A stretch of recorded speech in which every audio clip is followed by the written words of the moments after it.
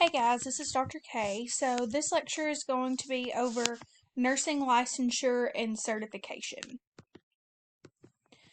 So first we're going to talk about the regulation of nursing practice. So the regulation of healthcare providers exists to protect the public. Obviously, without rules and regulations in place, we as healthcare providers would have basically nothing to go off of as to what is deemed acceptable, what is out of our scope of practice, and things like that.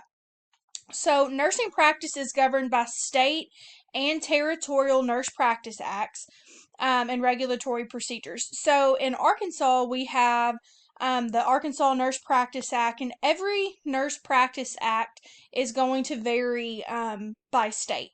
So, what nurses may be able to do here in Arkansas, they may not be able to do a couple of different things compared to like Oklahoma or Missouri or whatever. They may be a little bit more restricted or a little bit more lenient. I know one thing off the top of my head.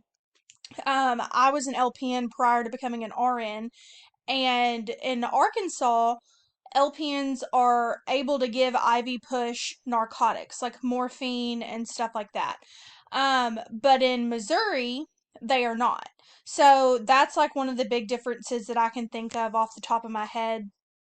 Um, so every state is going to vary. So wherever you end up practicing after you graduate, just make sure that you know what that state allows, what they don't allow. If you need extra training on something, some states, depending on the Practice Act, require additional training and you're able to do certain things. Some states still restrict it. Rule of thumb, always know your Nurse Practice Act. So in the 1900s, that's when the states initiated government established boards of nursing. And then actually in 1903, North Carolina was the first state to pass a nursing regulation law.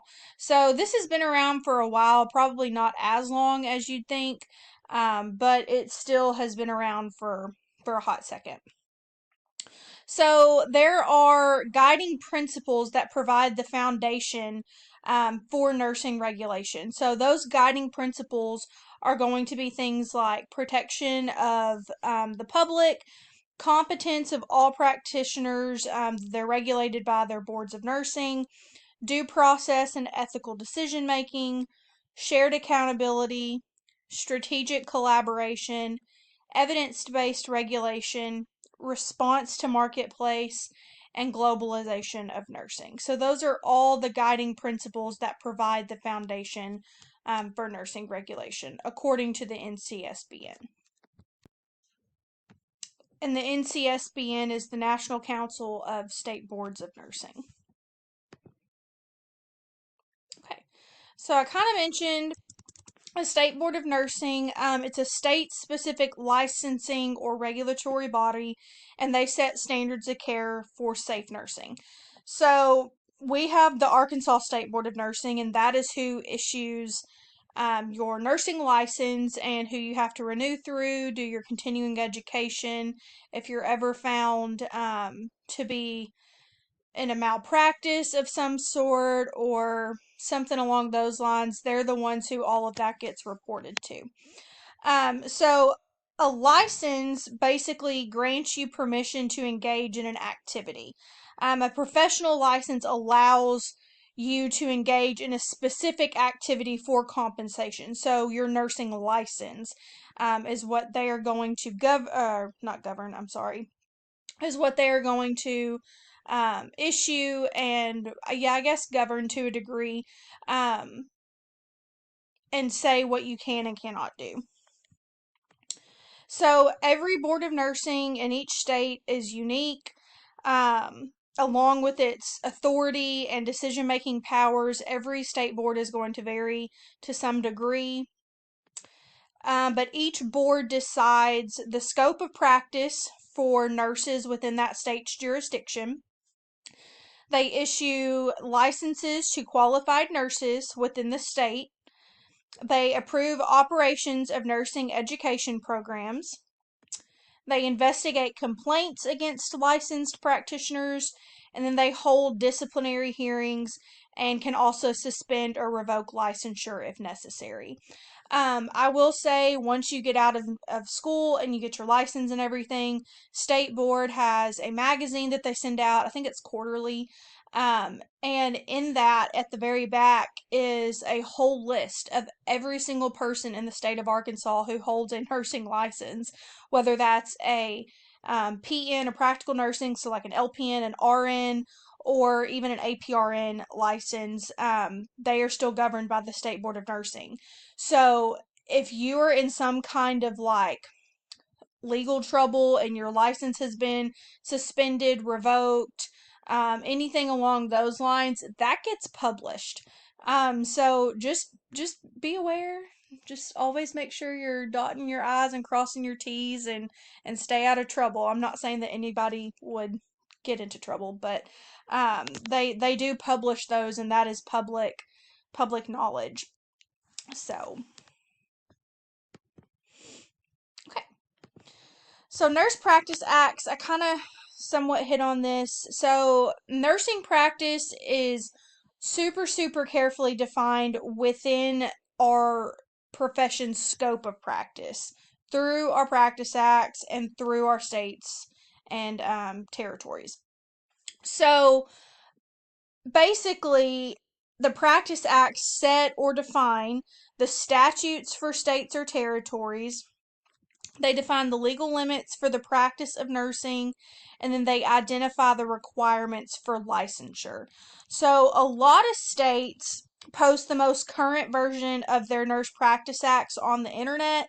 The NCSBN maintains that database, and it's just ncsbn.org, and you can go and look up any of the state's nurse practice acts. So, like I said, whether you're sticking around in Arkansas, you're going to Missouri, you're going California, Florida, New York, wherever, after you decide, or after you graduate and you decide where you're going to go work, just sit down and read through that practice act so that you are familiar and you are aware of what can and cannot be done.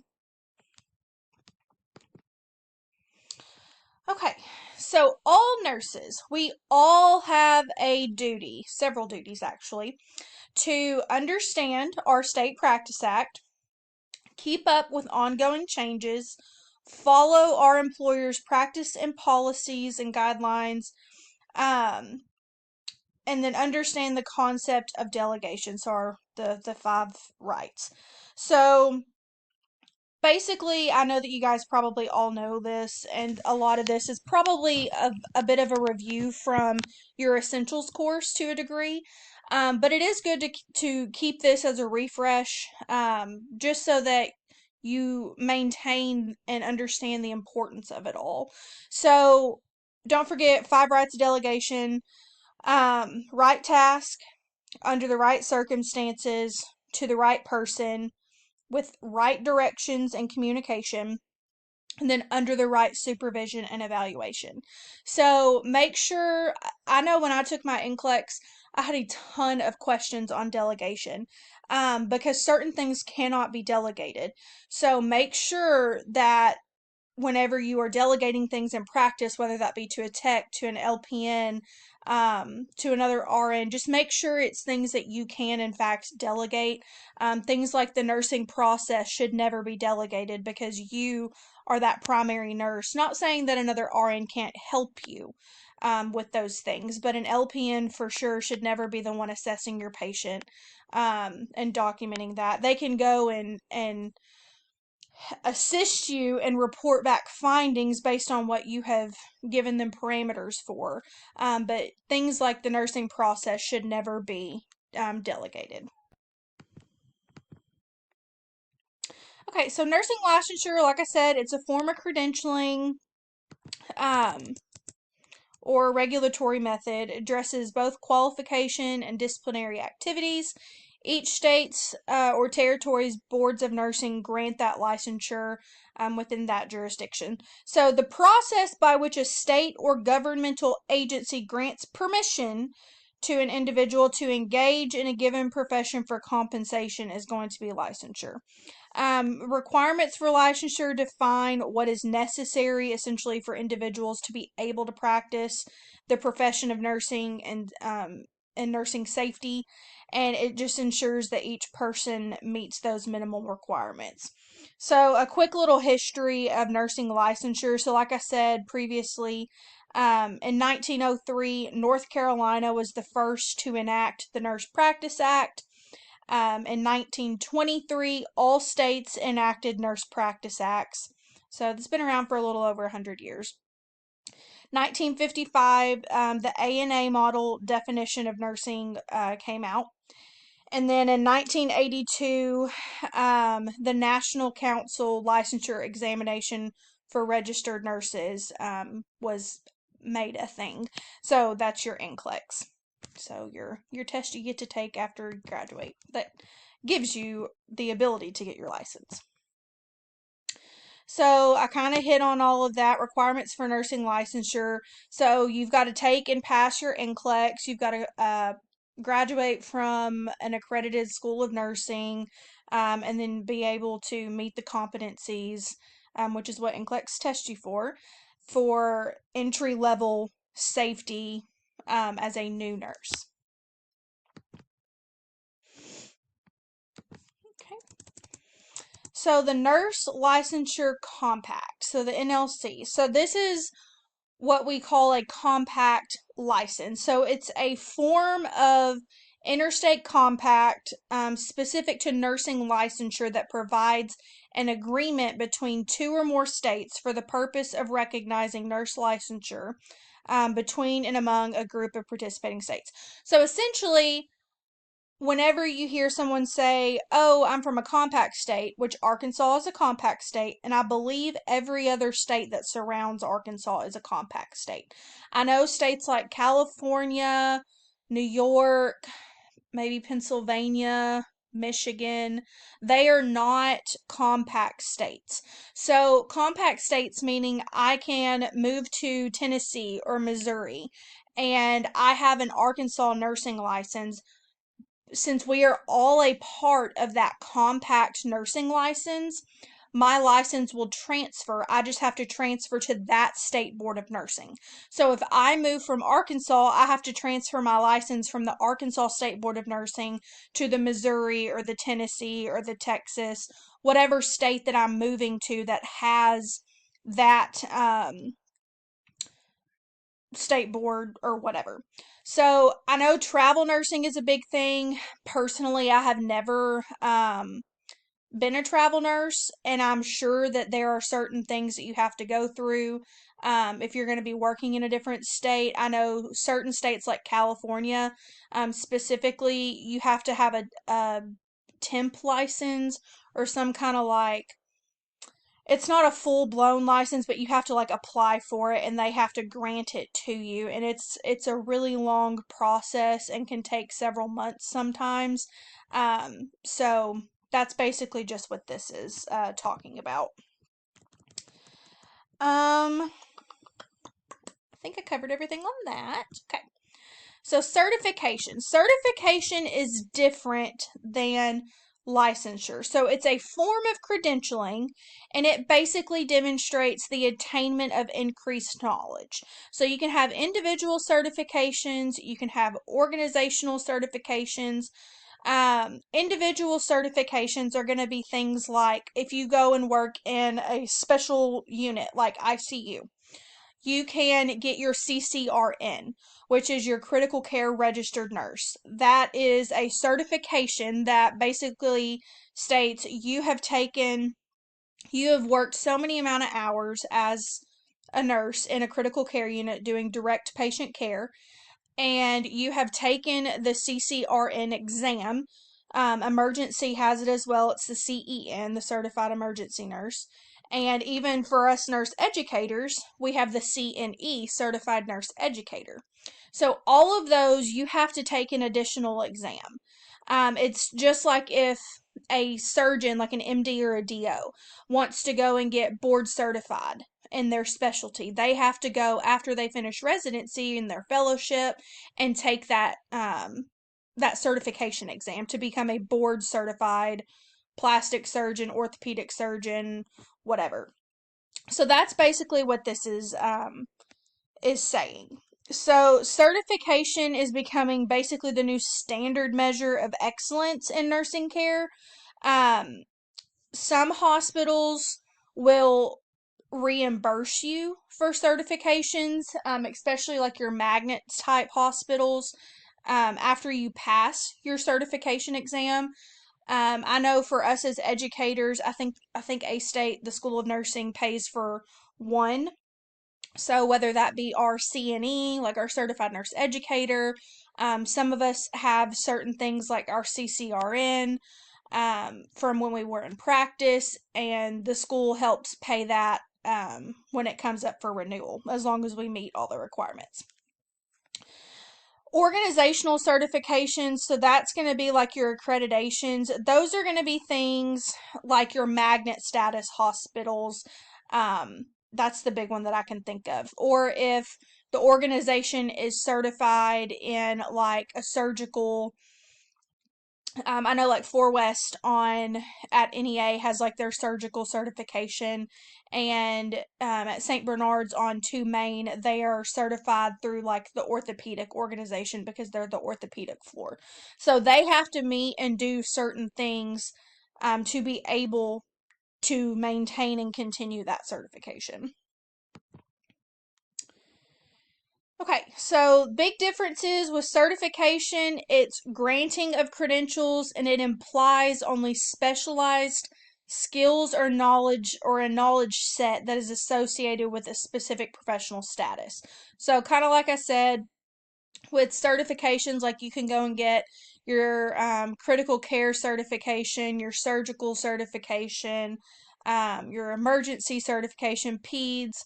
Those are very specific things that state that you have done X, Y, and Z to meet the criteria to be specialized in that area. Licensure is a form of legal certification, and it implies that you are legal to practice. So those are your big differences. You have to have a license to be able to get a certification. Okay. So this is regulation of advanced practice registered nurses, so our APRNs. I'm not going to hit too hard on this. You do need to know it, but I want you guys to mainly understand like the RN side of things. But for those of you who do want to go on and become APRNs, it's always good to know. So the NCSBN recommends that APRN certification exams are done for APRN credentialing. Each state, it's different depending on their Nurse Practice Act. Currently, Texas, Utah, and Iowa are the only 3 APRN compact states. And that they just have partial implementation. I won't go into all the details about that. But they are the only 3 who have compact states with APRN licenses. The NLC applies only to nursing licensure and currently does not apply to APRN certifications. And the NLC is that Nurse Licensure Compact. So there's 4 different types of advanced practice nurse roles. So we have certified nurse midwives, we have certified registered nurse anesthetist, clinical nurse specialist, and then your certified nurse practitioner. So CRNAs, CNPs are probably the 2 that you guys are most familiar with. I feel like we don't have a ton of nurse midwives around here. We do have a few, but I feel like they're not as common. Nurse midwives are basically like a nurse practitioner for labor and delivery, and like they deal with like delivering babies and stuff. But CRNAs and CNPs, those certified nurse practitioners are probably going to be the two that you guys are most familiar with. That's really all I need you to know. So, standards of care. So, you guys probably know by now we have standards of care for patients. So, standards of care are the degree of care, expertise, and judgment that is exercised by a reasonable person under the same or similar circumstances.